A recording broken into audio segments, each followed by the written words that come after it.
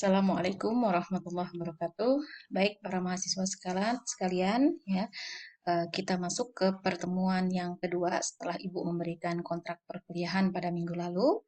Kita dalam pertemuan ini masih melanjutkan eh, kuliah pada teori grup, yaitu kita masuk ke bab 4 dari teori grup, yaitu homomorfisme, ya. Jadi, pada saat perkuliahan teori grup kemarin, kita tidak menyelesaikannya hingga ke homomorfisme, sehingga untuk 3 pertemuan pertama, ya, Ibu akan masih melanjutkan materi teori grup, baru nanti berikutnya kita masuk ke mata kuliah teori ring. Karena pada dasarnya mata kuliah ini adalah sebuah mata kuliah yang berkelanjutan, ya, yang sehingga tidak bisa Ibu hilangkan mata kuliah materi homomorfisme ini, ya.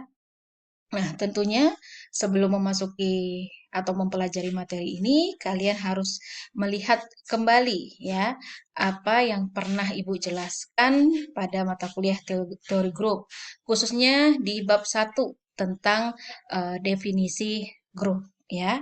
Nah, Ibu ingatkan kembali, ya, tentang grup, bahwa grup itu adalah sebuah himpunan, ya, dengan satu operasi biner yang dia itu memiliki 4 sifat, ya, yaitu yang pertama, ya, harus berlaku sifat tertutup, ya, yang kedua berlaku sifat asosiatif, kemudian yang ketiga dia memiliki identitas, dan yang keempat dia memiliki inverse. Apabila 4 aksioma tersebut, maka sebuah himpunan dengan satu komposisi biner itu dikatakan sebuah grup.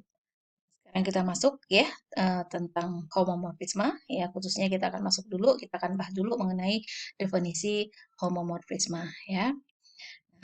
Melalui perkuliahan homomorfisme ini, ya, kalian diharapkan, ya, bisa menjelaskan apa itu homomorfisme. Kemudian kalian juga bisa menunjukkan apakah sebuah pemetaan pada grup itu merupakan homomorfisme atau bukan, ya. Jadi, ya, pada materi homomorfisme ini kalian juga harus mengingat definisi pemetaan atau definisi fungsi ketika kalian mempelajarinya di kalkulus, ya, maupun di himpunan, ya. Ada yang namanya adalah pemetaan atau fungsi, ya.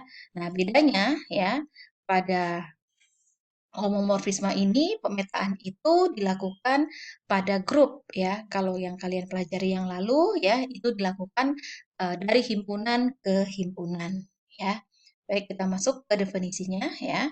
Definisi homomorfisme, misalkan G dengan operasi dot dan G bintang, G aksen dengan operasinya adalah bintang. Nah, ini merupakan 2 buah grup. Artinya apa? G dengan operasi dot ini memenuhi 4 aksioma grup yang Ibu sebutkan tadi.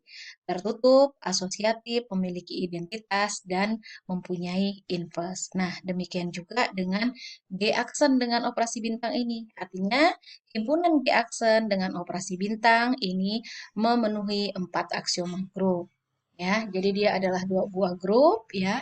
Kemudian pemetaan dari G ke G aksen. Jadi dari grup G ke grup G aksen. Nah, inilah yang Ibu sebutkan tadi. Kalau kalian biasanya mengenal pemetaan itu dari sebuah himpunan ke himpunan, nah, di sini kita mengenal pemetaan itu dari sebuah grup ke grup, ya. Nah, ini biasa kita kenal dengan domain, ini kita biasa kenal dengan kodomain, ya. Nah, pemetaan ini dikatakan homomorfisme jika berlaku to A dot B, ya. Jadi peta dari A dot B itu sama dengan to A bintang to B, ya. Untuk setiap AB anggota G. Jadi untuk setiap AB anggota domain itu berlaku peta dari A dot B sama dengan peta A bintang peta B. Nah, kita lihat di sini, ya. Dot ini adalah operasi pada domain, ya, dan bintang ini adalah operasi pada kodomain. Jadi, peta A dot B sama dengan peta A bintang peta B. Nah, ingat, ya, perbedaannya. Ini adalah operasi pada domain, ini adalah operasi pada kodomain, ya. Untuk lebih jelasnya, kita bisa lihat di contoh ya, nanti Ibu akan berikan beberapa contoh. Sekarang contoh yang pertama. Misalkan G adalah grup semua bilangan rasional dengan operasi penjumlahan. Nah, ketika kita membahas tentang grup ya, kita sudah pernah membuktikan bahwa ini adalah sebuah grup ya. Kenapa dia grup? Ya, kita lihat ya. Ini himpunannya bilangan rasional. Tentunya berlaku sifat tertutup pada operasi penjumlahan bilangan rasional. Dua bilangan rasional sembarang apabila dijumlahkan hasilnya pasti bilangan rasional. Berlaku juga sifat asosiatif pada operasi penjumlahan bilangan rasional.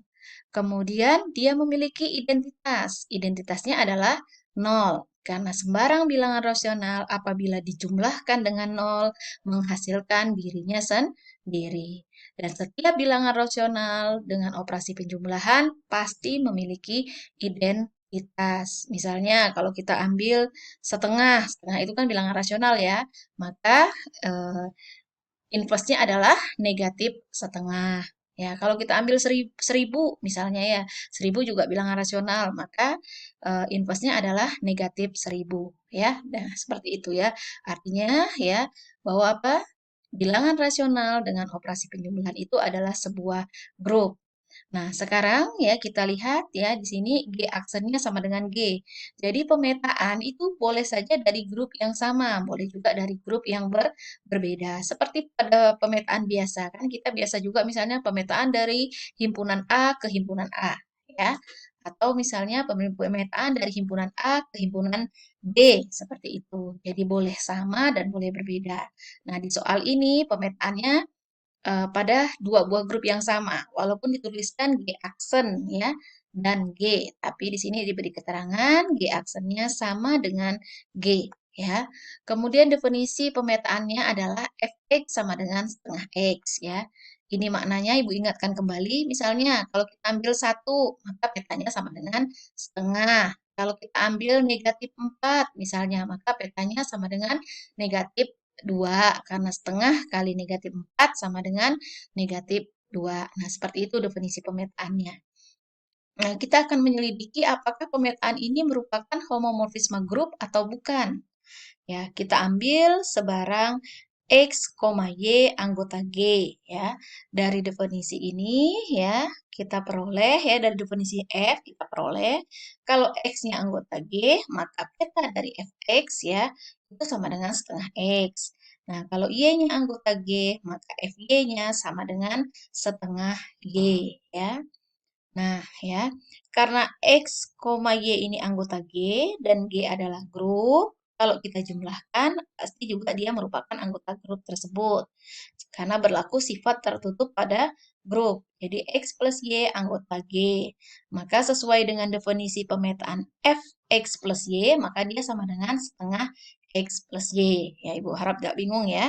Nah, ini misalnya kalau di sini S, maka Fs-nya kan sama dengan setengah S. Kalau di sini A, maka FA-nya sama dengan setengah A. Nah, ketika ini X plus Y, maka dia setengah X plus Y. Nah, seperti itu ya. Nah, kemudian kita jabarkan, maka dia sama dengan setengah X ditambah setengah Y. Kita lihat di sini, setengah X itu sama dengan Fx. Kemudian setengah Y itu sama dengan Fy. Nah, jadi berlaku Fx plus Y sama dengan Fx plus Fy. Ya, ini kebetulan di sini ya. Tandanya adalah sama ya, sama-sama penjumlahan ya. Karena apa? Karena memang pemetaannya dari G ke G aksen dan G aksennya itu sama dengan G. Jadi operasinya tidak berbeda. Nah, ya kalau operasinya berbeda, maka di sini berbeda ya. Ini adalah operasi pada domain, ini adalah operasi pada kodomain. Nah, karena berlaku ini, maka F merupakan homomorfisme grup ya. Berikutnya contoh 2 ya. Nah, ini kita ambil grup yang berbeda. Misalkan G adalah grup semua bilangan bulat dengan operasi penjumlahan ya. Nah, ini juga sudah sangat sering kita bahas pada saat kuliah teori grup bahwa himpunan bilangan bulat dengan operasi penjumlahan itu merupakan grup. Nah, sedangkan G aksennya adalah sebuah himpunan yang hanya terdiri dari dua anggota saja. Anggotanya adalah satu dan negatif satu ya. Dia adalah grup terhadap operasi perkalian ya. Di sini kita tidak perlu membuktikan dia grup atau bukan ya. Tetapi ya sudah dijelaskan bahwa dia ini adalah sebuah grup terhadap operasi perkalian. Kalau kalian mau mencoba, silahkan dicoba. Dibuktikan bahwa himpunan G yang anggotanya satu dan negatif satu ini ya, apabila kita lakukan operasi perkalian, maka berlaku 4 aksioma grup ya. Nah, kemudian didefinisikan sebuah pemetaan TOE ya. Jadi pemetaan itu boleh TOE, boleh F, boleh H, boleh G ya. Ya, tergantung pada soal ya. Nah, didefinisikan pemetaan TOE itu dari G ke G aksen. Artinya G-nya di sini grup bilangan bulat dengan operasi penjumlahan, G aksennya adalah grup 1 dan negatif 1 dengan operasi perkalian. Definisi pemetaannya adalah TOE X sama dengan 1 kalau X-nya genap. Atau X sama dengan negatif 1 jika X-nya ganjil. Jadi semua X bilangan genap itu petanya sama dengan 1. Artinya misalnya kalau kita ambil 2, maka petanya 1. Kita ambil negatif 4, petanya juga 1. Kita ambil 0, maka petanya juga 1. Karena 0 adalah bilangan genap. Jadi semua bilangan genap petanya adalah 1. Ya. Nah, sebaliknya kalau dia bilangan ganjil, maka petanya sama dengan negatif 1. Ya. Nah, kita akan menyelidiki apakah dia homomorfisme grup atau bukan. Nah, ketika kita mengambil A, B anggota G, ingat G tadi adalah himpunan bilangan bulat. Maka akan ada 4 kemungkinan.